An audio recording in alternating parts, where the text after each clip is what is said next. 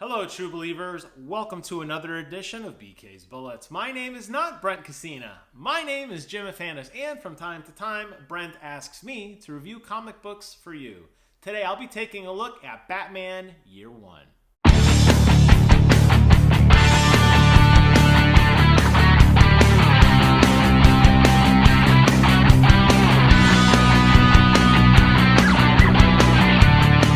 Full disclaimer, I am a huge Frank Miller fanboy. My absolute favorite comic is The Dark Knight Returns. So when Brent handed me Batman Year One and I saw Frank Miller's name on the cover, my eyes lit up and I said, give me that book. Batman Year One is by Frank Miller, David Mazzucchelli, with Richmond Lewis. Now, I have to say a couple things before I get into the review. Two things, as a matter of fact. Number one, if you guys like this content, please consider commenting, rating, and subscribing. It will help Brent in his goal of world domination and YouTube monetization. And number two, we're going to get into spoiler territory. So if you have not yet read Batman Year One, stop this video, but save it for later, and I'll see you guys after you've read it. For everybody else, let's talk about Batman Year One. Now, I have to say I loved the first book in this. And I think it was a very, very good thought out story. I did a little bit of research though, and I found out that Frank Miller, when he pitched this idea, did not want it to be part of the monthly Batman comic book. He wanted to do a standalone story explaining Batman's origins in a way that hadn't really been done before. I think there was some convincing from DC because ultimately it worked its way into the Batman comic book, issue 400, somewhere in there, and it was a 4-story arc. The problem, I think, and this is just speculation, is in order to meet that quota, Frank Miller put a little bit of fluff in there. There's definitely some B stories in here that I don't think belong and don't really tell the story of Batman's origin or really of Gordon's story in an effective way. And I can't help but think that there was some fluff put in there. And that's frustrating because if you take out those things, if you, with a nice scalpel, cut out certain cells, I think this story really does rival that of The Dark Knight Returns, which to me is the gold standard when it comes to art and pacing and overall feeling that I get when I read a comic book. So Batman Year One is actually the tale of Batman and of a young Lieutenant Jim Gordon. Now on Batman's side, he just came back from training. He's been training for 12 or 13 years with the League of Assassins. He's a 25-year-old man, which does mean he started training when he was 12, which puts a lot of stuff in context. And he decides to come back to Gotham and to clean up the city. Lieutenant Gordon recently transferred from another police department. He's there. He's supposed to be this nice, white, shining knight. He's going to clean up Gotham. Little does he realize it's the police department that's corrupt, just as much as Gotham, and he sets out on his own crusade. So you have this parallel story being told between Bruce Wayne and Jim Gordon. The problem is, again, into that fluff, while the first book does a phenomenal job of framing Bruce Wayne's, belief that he is Batman, it really gets lost and muddled really until there's a little snippet in the second book and the third book. You don't really see him at all until the very end of the fourth. And the story shifts to Jim Gordon, and that parallel dichotomy of what's happening with Jim Gordon and what's happening with Bruce Wayne really falls apart. And I think it's because Frank Miller was maybe forced, I don't know, to inject these layers of things that just didn't matter. So, trying to cut through the crap and get on the important stuff, this book has probably the best scene. I would rival this with the same emotion of when Bruce Wayne realizes he has to be Batman again in Dark Knight Returns. And that's when he goes out, his first night on the job. He doesn't have the suit. He doesn't have any of the gadgets. He just puts on a hood and he's walking around with his head down. and he goes and picks a fight with a pimp who's beating up a prostitute. And he gets stabbed in the leg, and he almost dies. Day one on the job, Bruce Wayne almost dies. He works his way back to Wayne Manor, delirious, lost a significant amount of blood, and he's sitting on the chair looking at a bust of his father.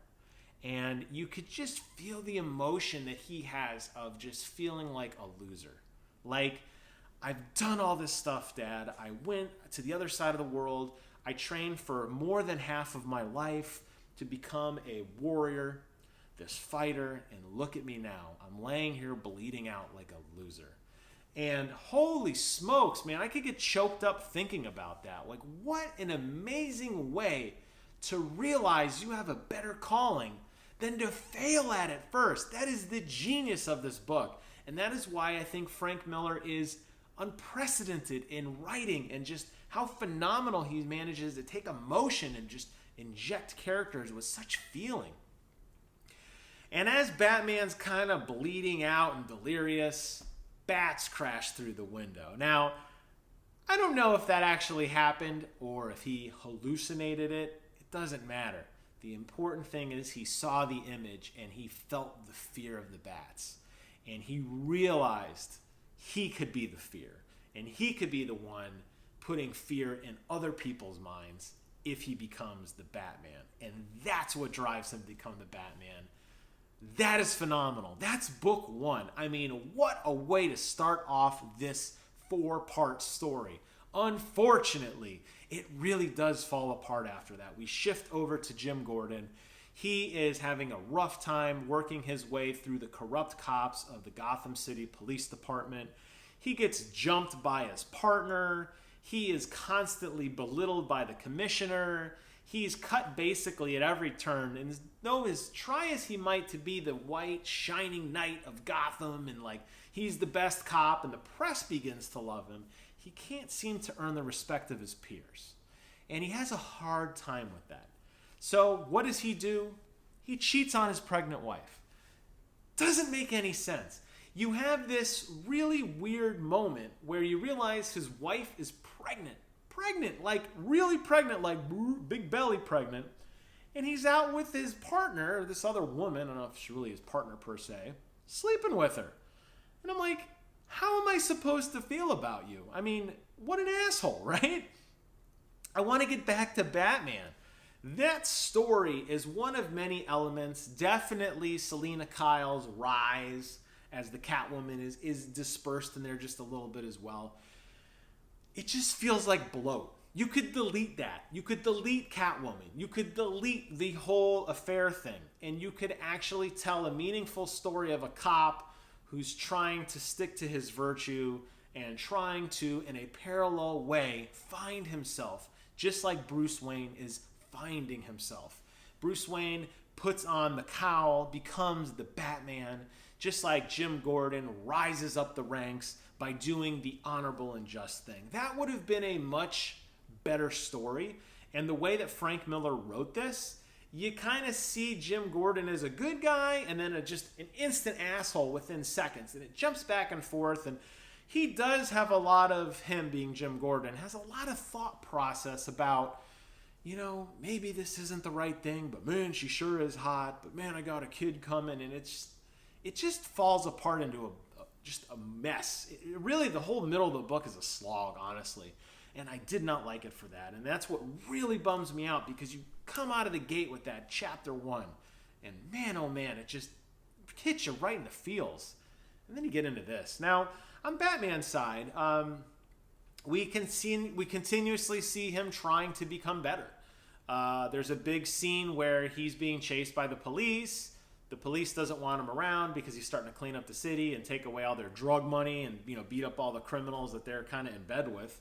And they basically send this special SWAT force team out to get him. They blow up a building. They really try to kill him, I mean, a lot of times. And he's not the suave guy yet. He doesn't have a gadget for everything. He's not 10 steps ahead of you, looking down on you from the rooftops. So he stumbles there. He stumbles when he's fighting a gang of kids. He's trying to save one kid from dying by having him like not fall off of a railing while the other two kids are beating on him. Like super Batman that we know now, you know, the Batman, right? The Caped Crusader, the hero of heroes, the superstar. He wouldn't let that happen now. But young, dumb Batman, yeah, okay, he's going to bumble and fumble. And I liked watching him pick himself up after every single battle and be better and be better and be better. And it was such a great pacing.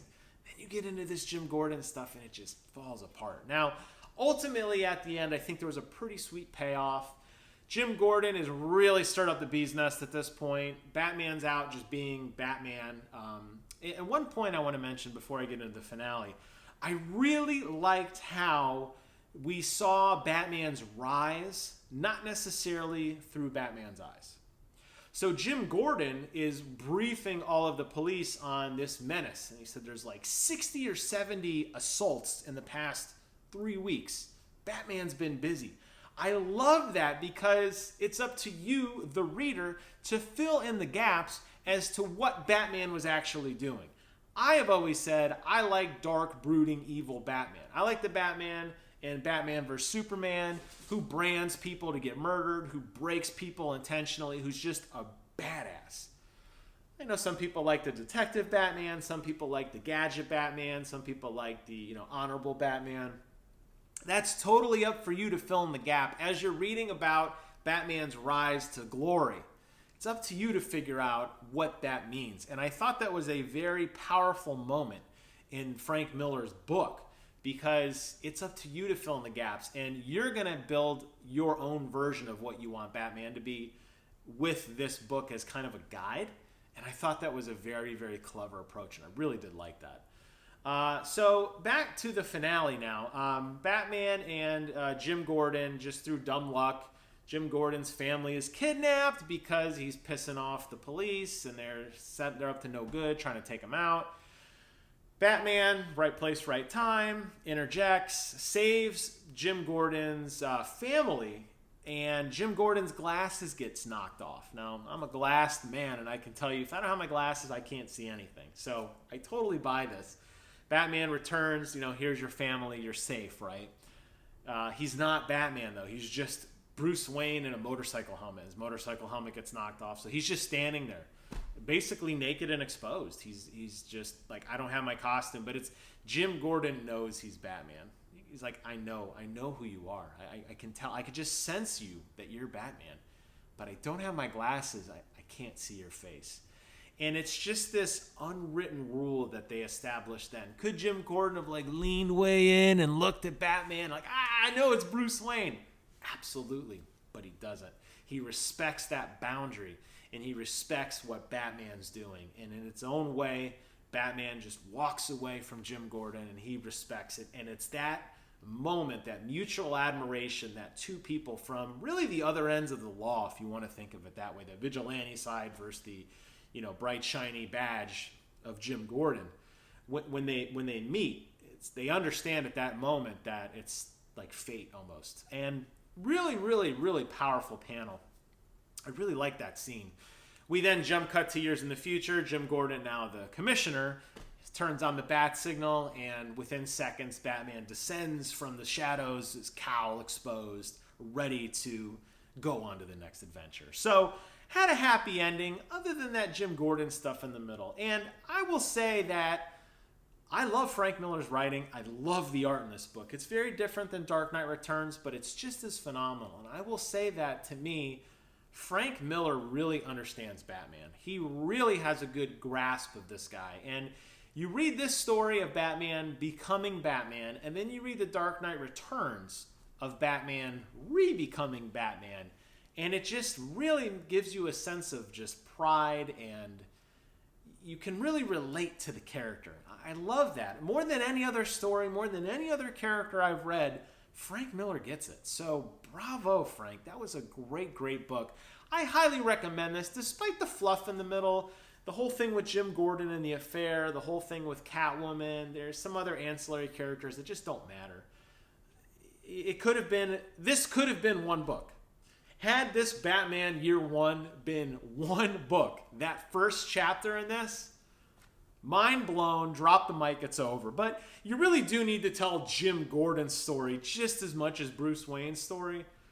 They kind of go hand in hand, so I understand why he had to do what he had to do. It's just a little too much fluff. I highly recommend this book, though. I think it's a phenomenal read. It will go by very quickly, and I think it'll make you appreciate Batman, and more so than that, you almost see the pain behind the veil in a weird way. Not to get all emotional, and we're going to sing poetry now, but, you know, Batman's always been a collected guy. He's always on top of his game. And you see him at his most vulnerable state in this book, and it really just resonates, this like hero's pain, you know, like he tries so hard and he's still so hard on himself, despite the amount of people he's taken out, despite the amount of good he's done for Gotham City and really become a champion to everybody. You know, he's still just a scared little boy on the inside. And I think that's just such a powerful message. So with that, I'd like to close out this video. I hope you guys enjoyed it. Please do Brent a favor and comment and rate and subscribe to this video and everything else that he does on Comic Timing, because it's great. With that, I thank you guys so much for watching. Take care of yourselves, and until next time, I will see you guys in the funny pages.